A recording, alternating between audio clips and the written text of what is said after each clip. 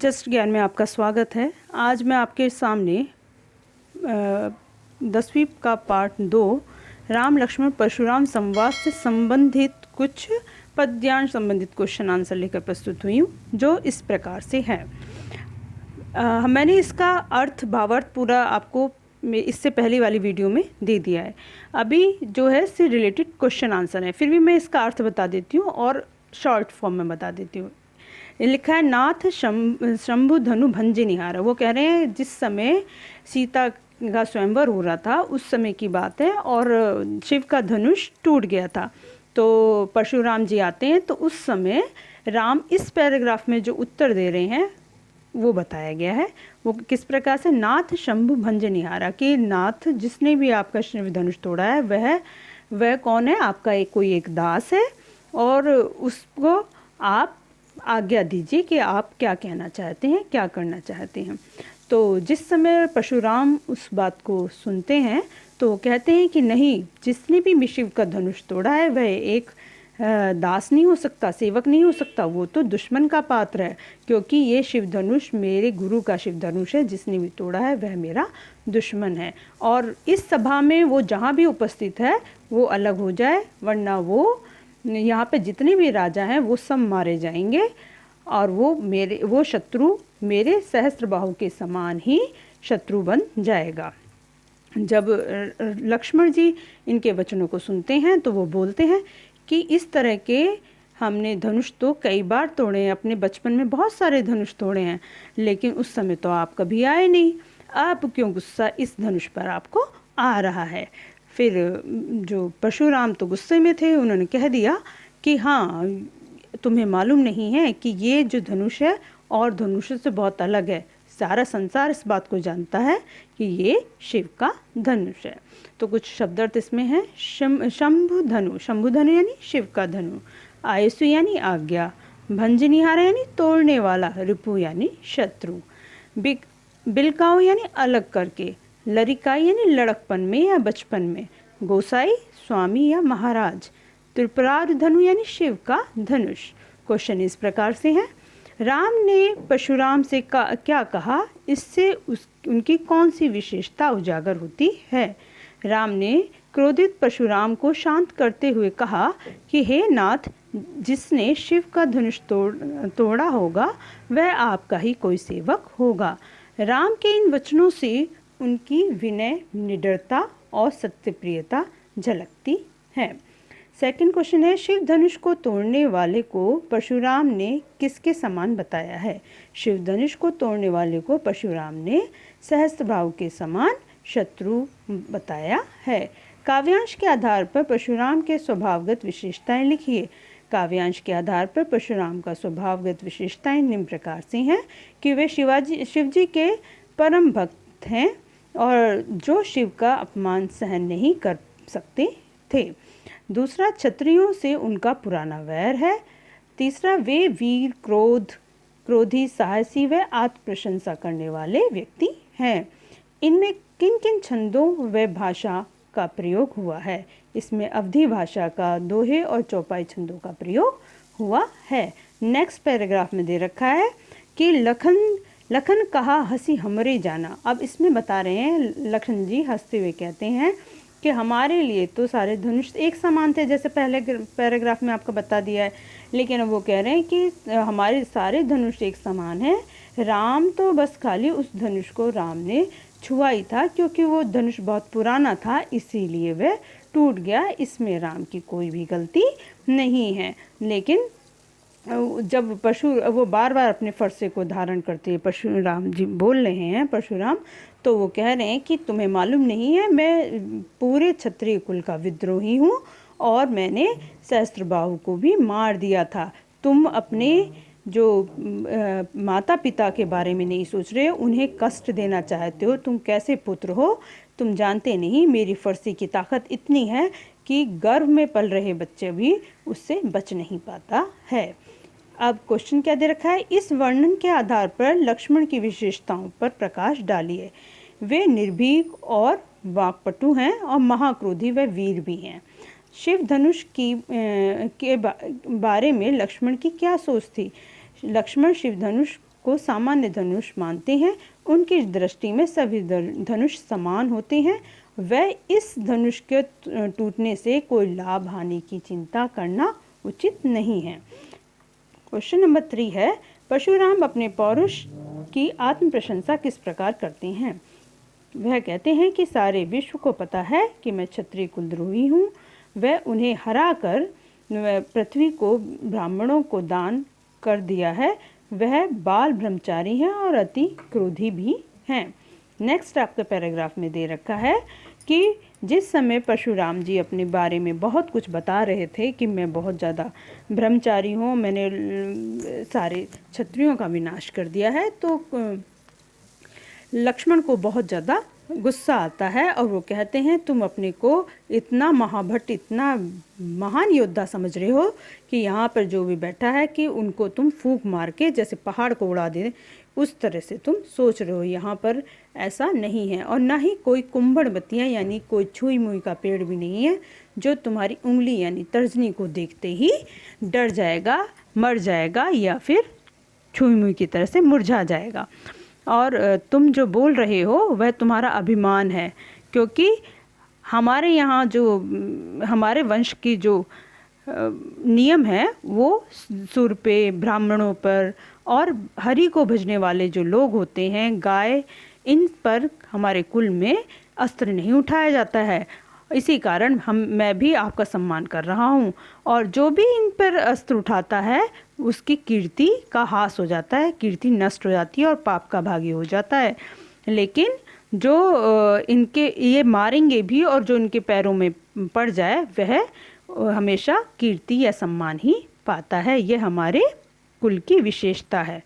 तो इस बात को सुनने के बाद मुनि को गुस्सा आता है और वह कहते हैं कि तुम गंभीरता से बोल नहीं रहे हो, तुम्हें पता नहीं है कि तुम किससे बात कर रहे हो।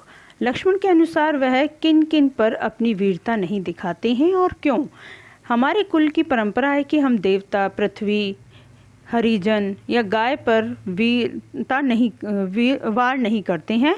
इसके वध करने से हमारी अपकीर्ति प्राप्त होती है, वह इनके पैरों में पड़ने से कीर्ति प्राप्त होती है। यहाँ कुंभड़बतिया कोई नाही से क्या तात्पर्य है? इससे तात्पर्य है कि यहाँ पर कोई छुई मुई नहीं है जो तुम्हारी तर्जनी देखकर डर जाए।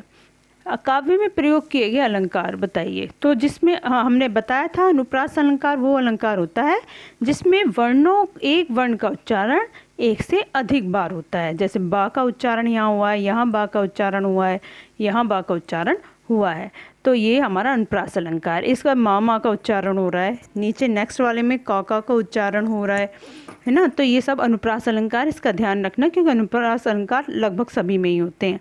इसमें का उच्चारण हो रहा है, धा का उच्चारण इसमें हो रहा है, इसमें आपका ये इसमें नहीं है।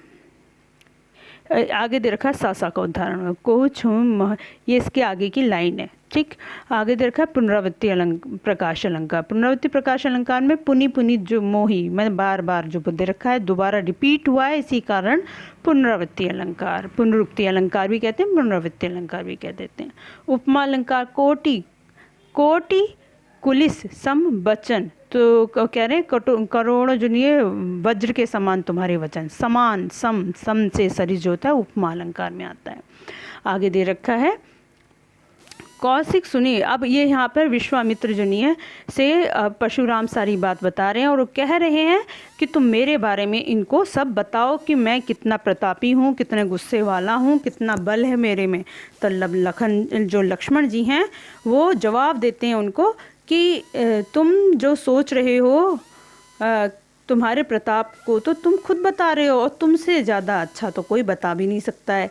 अगर फिर भी तुम्हारे मन में कुछ रह गया हो तो उसको मन में मत रखो, गुस्से के कारण उसे भी तुम बता दो, क्योंकि जितना वर्णन तुम कर सकते हो अपने बारे में वो कोई और नहीं कर सकता है। ठीक, तो इसमें क्या रखा है कि युद्ध भूमि में जो राजा जाता है वीरता उसी का प्रदर्शन करती है जो उस समय अपने वीरता को दिखाता है, और जो जाकर शत्रु के सामने अपना प्रदर्शन, अपनी वाहवाही करता है, अपने आप ही अपनी वीरता का बखान करता है, वो प्रतापी नहीं होता है। क्वेश्चन है, परशुराम ने विश्वामित्र से क्या कहा? परशुराम ने विश्वामित्र से कहा कि यह बालक मंदबुद्धि लगता है और काल के वश में होते हुए भी अपने ही कुल का नाश करने वाला है। इसकी स्थिति उसी तरह से है जैसे सूर्यवंश होने पर भी चंद्रमा में कलंक है। यह तो क्षण भर में काल के गाल में समा जाएगा और फिर आप मुझे दोष मत देना। आगे दे रखा है, शूरवीर या व कायर के बारे में क्या टिप्पणी की गई है? शूरवीर वही होता है जो युद्ध में व्यर्थ ही अपने तारीफ नहीं करते अपितु वीरता का प्रदर्शन करते हैं। काव्य में रूपक अलंकार का एक उदाहरण है भानुवंश राकेश कलंकु। तो रूप किसका है? राकेश के समान बता रखा है ना। तो आगे दे रखा है, राकेश मतलब चंद्रमा। तो तुम तो कालु हंसो जहूँ लावा, बार बार मोही लागी भुलावा, सुनित लखन के वचन कठोरा, परसु धरहूँ कर घोरा। तो वो कह रहे हैं बार बार वो कठोर वचन बोल रहे हैं और वो अपने फरसे को संभाल रहे हैं।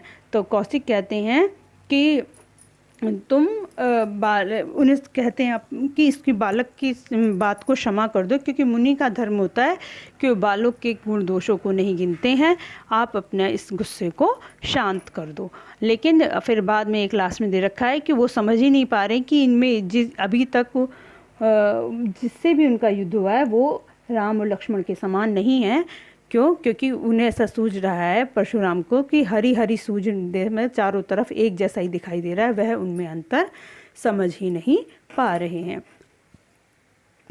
तुम तो कालू हाँक जनु लावा, इनमें कौन सा अलंकार है? तो उत्प्रेक्षा अलंकार है ना। जनु जानो मनु मानो। आगे दे रखा है, विश्वामित्र ने साधुओं के क्या गुण बताए हैं? विश्वामित्र ने उन्होंने कहा है कि साधु पुरुष बालकों द्वारा किए गए दोषों को महत्व नहीं देते हैं। अयमन खांड का प्रयोग किसके लिए हुआ है? अयमन खांड जिसका अर्थ है लोहे से बना तेज धारदार हथियार से है, जिसे श्री राम और लक्ष्मण के लिए किया है, क्योंकि वह लोहे के समान बहुत वीर साहसी और शक्तिशाली हैं। अब है आगे, कहु राम मुनि सील तुम्हारा को नहीं जान विदित संसारा, मात पिता उरिन भय नीके, गुरु ऋण रहा सोच बन जी के। तो इसमें दे रखा है कि वो कह रहे हैं, लक्ष्मण जी बोल रहे हैं कि अब तुम्हारे जो स्वभाव को, वो जितना शांत तुम्हारा शील स्वभाव है वो सारा संसार जानता है, और तुम अपनी माता पिता के ऋण से तो मुक्त हो गए पर गुरु का ऋण अभी बाकी है।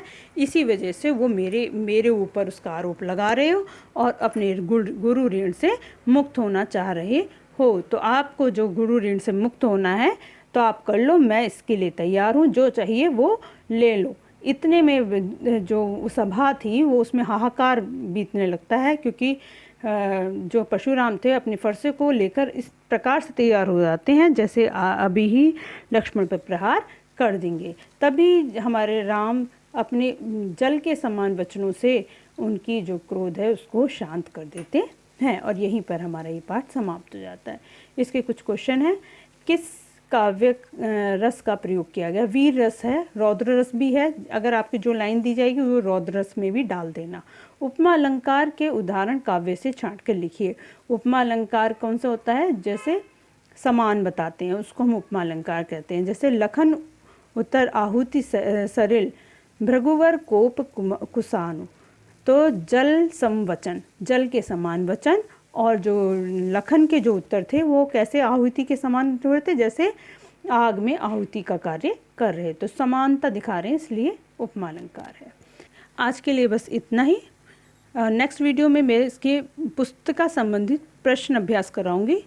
इसके लिए मेरे चैनल को लाइक करो, शेयर करो और सब्सक्राइब करना तो बिल्कुल भी ना भूलें। क्यों? क्योंकि उससे जो वीडियो मेरी नई वीडियो होगी उसका नोटिफिकेशन सबसे पहले आपके पास पहुंच जाएगा। आज के लिए इतना ही। धन्यवाद।